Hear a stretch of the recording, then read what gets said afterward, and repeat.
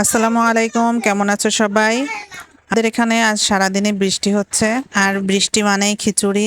খিচুড়ির সঙ্গে বেগুন ভাজি হলে খুব ভালো হতো, কিন্তু বেগুন ভাজি আজ কপালে নেই, তাই ভাবলাম আমার মিনি কিচেনে আমি নিজেই বেগুন ভাজি করে নিই। তো একটা বেগুন নিয়েছি, বেগুনটা খুব নরম ছিল কিন্তু ভিতরে পোকা ছিল, তো আমি বুদ্ধি করে কেটে নিয়েছি।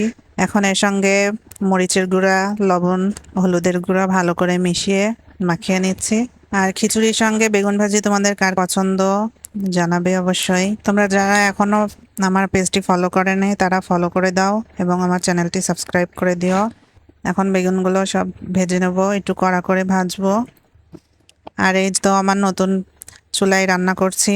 আমার আগের চুলাটা নষ্ট হয়ে গেছে, এই নতুন চুলাটা আমি দেখিয়েছিলাম একটা ভিডিওতে।